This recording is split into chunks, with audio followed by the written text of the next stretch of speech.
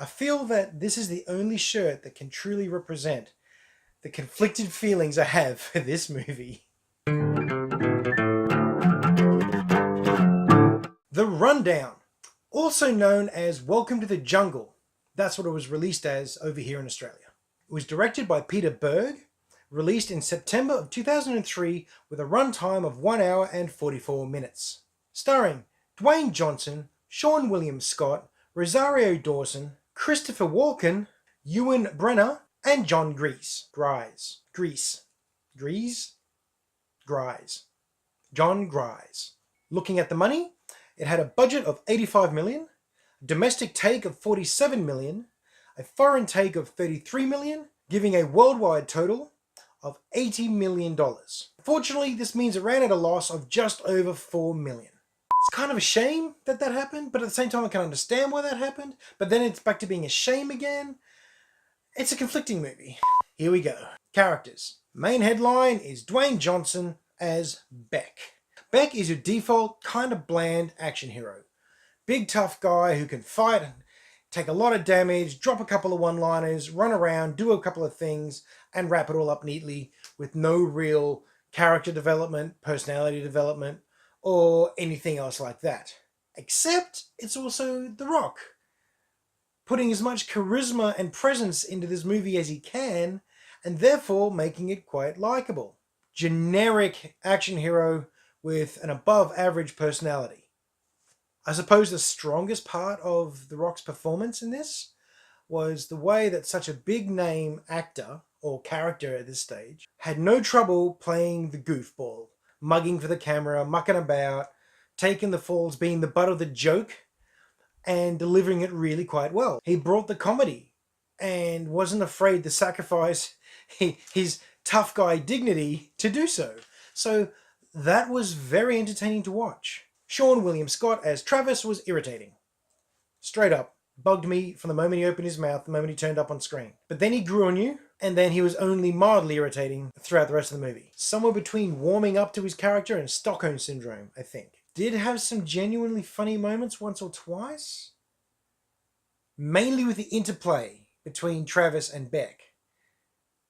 Actually, yeah, he really was just padding for Beck's character. So, I appreciate that about him. Rosario Dawson is Mariana. That was cool. I mainly recognize this actress from the Netflix Marvel series with all the Defenders and stuff. She had more presence on screen than Travis did. She had more story than Travis did. Mariana added some balance to the trio of characters. Because you got Beck and Travis just being goofy at each other and irritated at each other and sparking off each other all the time. Mariana is there as like a neutral agent, actually. She pretty much played the straight man to their two wise guys. Again, I didn't mind her character at all. I could have seen more of her. In fact, you could have just skipped Travis completely and had her in there. That would have been good. But then again, the story wouldn't have worked so well. So, oh well. Ewan Brennan as Declan, the pilot and general fixer. The guy's mad. I like him. I really liked his character, actually. Delivered a very funny, very fun, entertaining support character. Mad as a cut snake. Especially when he turns up with his bagpipes at the end. Say, alright, what are you even doing here? Wasn't expecting it. I think that was the idea. And it worked. Although his accent for a Scotsman sounded more Irish than it did Scottish. But I don't think anyone really noticed. And probably even fewer people cared. But yeah, I enjoyed his character. Again, more than I enjoyed Travis. Poor Travis. Then on to the bad guys, we have, of course, Christopher Walken, who managed to make everything excellent. Every line he delivered was great. Every time he was on screen, you just desperately wanted to get back to him. As you always do with Christopher Walken. But this is just fun. Menacing. Psychotic. Definitely something wrong with him. A megalomaniac lunatic. Not an okay guy. Something's very unbalanced with him. And I loved it. Every line he had was gold. His right-hand man, Harvey. John Gries. Got more lines than I expected. Got more laughs than I expected. Had a very entertaining little scene with Christopher Walken in there as well. Harvey and Hatcher. bringing some laughs. I was not expecting that either, and it was good. He was a great support villain. You knew he was done. I mean, he's a henchman. He's got to get taken out eventually. But at the same time, I just enjoyed his time on screen. Just small, wasn't a big role, but he was not annoying. He didn't irritate me. He wasn't Travis. Yeah, decent henchman. Billy, the boss back home who's got Beck's character locked down in a contract. Did exactly what it was meant to do. Made you dislike him and set up the story. Arnie has a cameo right at the beginning. I don't remember seeing that at the cinemas the first time. I mean, it's literally just him walking past saying, have fun. But it was pretty cool anyway. Okay, so score for characters. I don't know. Really, when it comes down to characters, only Hatcher and Beck really engrossed you at all. I want to give it a 3, but it really is dragged down by some of the other stuff in there. 2, 2.5. I have to split the difference and go 2.75, I think. Yeah, alright, 2.75. Okay, so story. Good news. There is one. Woohoo! Okay news. It's a well-traveled road. The hero chases down their target only to discover that they're not who they thought they were, or not as bad as they thought they were, or there's some underlying special motive or some string attached. That's not a new story concept. But like most things, it's how you retell it that makes it interesting. And thankfully, this one has some interesting setup. It's little things like Beck actually wants to start a restaurant. He's a really good cook. He wants out of the bounty hunting business so that he can go and do that. Unusual, that was nice. The one last job to clear those debts and get his money and his freedom, that's not so new. Having chased down the son of his boss in the middle of the Amazon, that, however, I haven't heard of before. Also, nice. Finds his target, things get complicated, crosses with a bad guy in the area. Yay, Christopher Walken. Get lost in the jungle and walk around. You know, nothing too outstanding about that. Let's help the rebels earn their freedom.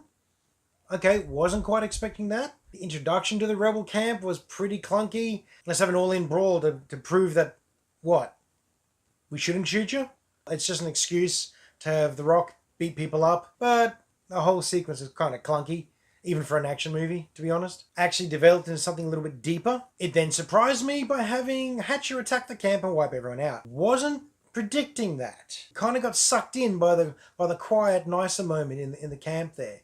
So the story did its job there, that's for certain. I mean, it's obvious now that I sit back and think about it. I shouldn't have been surprised at all. Of course the villain was going to roll up and ruin everything. We also get a good example in the story of The Rock going maximum goofy and not worrying about the tough guy persona.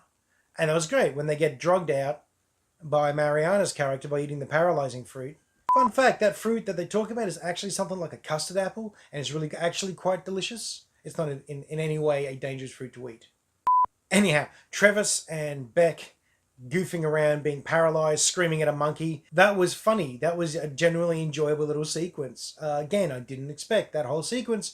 I was expecting the main villain to be waiting for them when they came out of the little temple and get arrested and everything taken off them, beat up, a la Indiana Jones. But no, they twisted that little story narrative around. It was alright. I enjoyed that too. The fact that they keep having these nice little points in the story that I remember and enjoy makes this hard to review again, because then you've got the down points where it's just clunky and kind of awkwardly written and sort of generic, and then they're back to something nice, and there's back to generic, and there's back to something nice. I get motion sick on this one. Beck eventually teaming up with Travis and Mariana to take down Hatcher. Again, predictable. You knew it was coming. You knew it was going to happen. There's no surprises there. The way they made it look like he was actually conflicted about this, that was cool. Then the whole way that they took out the town. Unusual, entertaining, mostly. Clunky, awkward, and bizarre in other parts, but still it was fun enough. Nice use of a stampede. Watching all the cows stampede through the town gave me flashbacks to playing Serious Sam 2. If you ever played that game, you probably remember the cow level. Flashbacks to playing that level.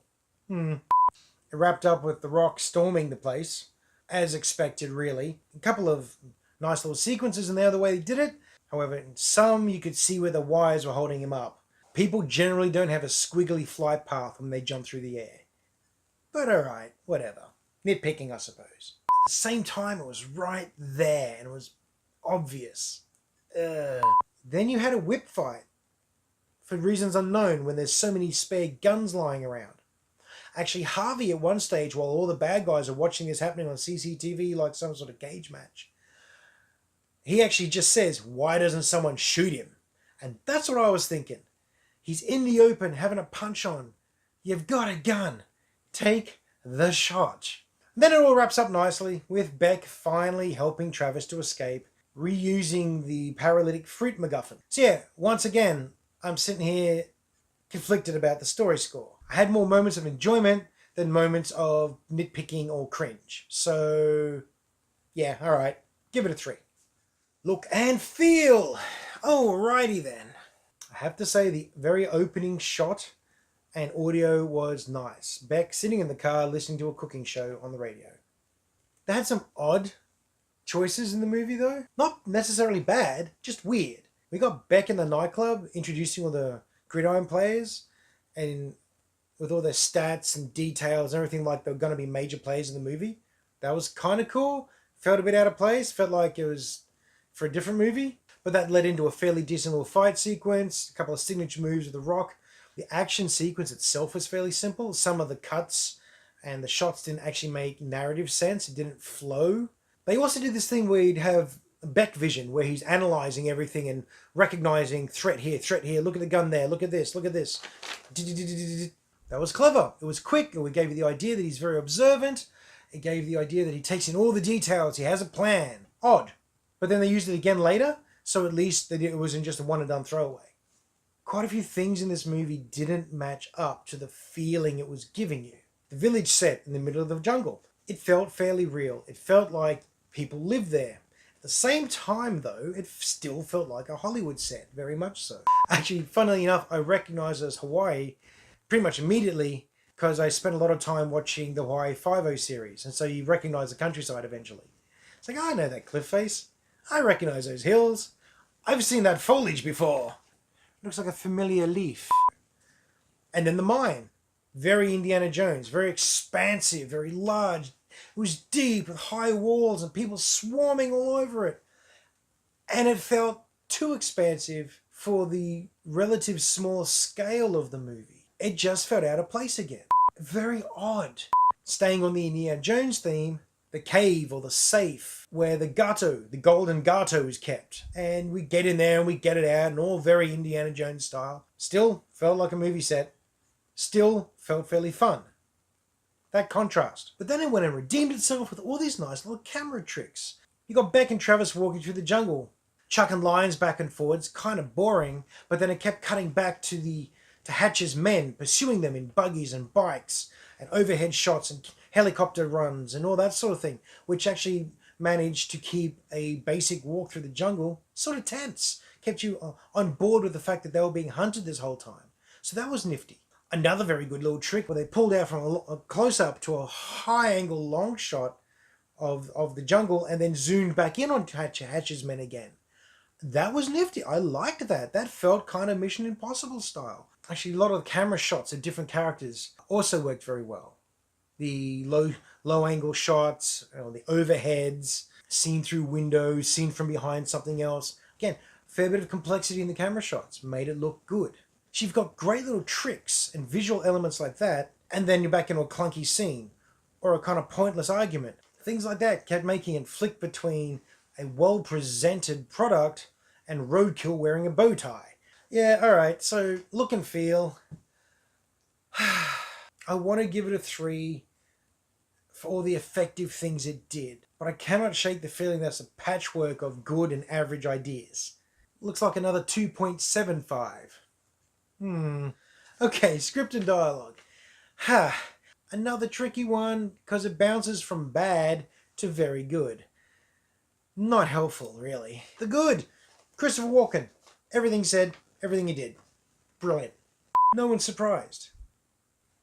The scene where you've got Hatcher demanding that Harvey explain the concept of the Tooth Fairy to a bunch of confused locals just so he could get the meaning of his threat and how upset he was very clever. You can contrast that with back to the start of the movie where, for no apparent reason at all, Beck is dropped by some Aussie dude with a shotgun full of beanbag rounds. It made no logical sense to do that. Then you got Travis and Beck chucking lines at each other. Some of them land, some of them don't. Sometimes it's good, sometimes it's just okay. Compared to the overly extended and painfully drawn out fall down the mountainside, I think it would played out for comic effect, but by the time they got to the bottom, you're pretty convinced that they should be dead. As a moviegoer, you expect to suspend your disbelief. Foolish and crazy things are going to happen in an action movie, and you just go with it. But the sheer amount of damage that is portrayed for them rolling down this damn hill, mountainside, by the time they get there, you're pretty sure they should be deceased. And you've given up on this movie having any sort of realism. No one's expecting realism from an action movie, okay. But this just stretched it way beyond that, so oh well. And then as a contrast, you have the Lost in Translation sequence where Travis is lying about The Rock being the assassin and the bad guy in Portuguese to the locals, which is just predictable and hammy, except the expression on Beck's face sells the whole scene. That is the perfect example of how he carried this movie on his considerable shoulders. Then you've got some predictable chases, predictable escapes, and some bland porridge dialogue. Until, thankfully, you get back to Hatcher, and he gives you some gold. The one line in the movie where I genuinely laughed out loud was where the Stampede's running through the town, and it cuts back to Christopher Walken as Hatcher, just sitting there, and he's just like, that's a lot of cows. It's delivered so deadpan and so perfectly, I lost it. So, script and dialogue, it should be a 2.5, but the delivery of Hatcher's character, the presentation, just the way he did everything, yeah, 2.75. Okay, fun factor. Did I have fun? Yes. Yes, kinda. Look, I was laughing at the silliness of it all just on the DVD load menu. Got The Rock doing his eyebrow thing and walking away from an explosion. Just, what? Nightclub sequence was entertaining, but also kind of dumb. The bar fight sequence with Travis was more entertaining than it was stupid, so that was cool. It was interrupted by an out-of-place sight gag involving a dwarf actor. What? And it does have Christopher Walken's "that's a lot of cows" line, so that's good too. The need to pee when you're handcuffed sequence was also kind of fun, but dragged out to the point where it wasn't. Leading into the sequence with the vine and the monkeys, which was funny at first and then it wasn't. Again. Look, I kept swinging like a pendulum between meh and this is fun. And then it's meh and this is fun. So, honestly, fun factor. Did I have fun? Was it a fun movie? Yes-ish. And a yes-ish is a 2.5. Okay, so at the end of the day, the rundown, aka Welcome to the Jungle, would I recommend it? Yes, but to selected people that I know enjoy a goofy, stupid movie like this. So you add it all up and you get a total of, this is why I don't like fractions, 13.75. Could have been better, but I suppose all things considered could have been a lot worse as well. Well, that's it for this review. Hope you had a good time. Feel free to leave a comment below where I'm wrong, where I'm right. Please subscribe, and I hope you join me for my next movie. Everybody, have a great week.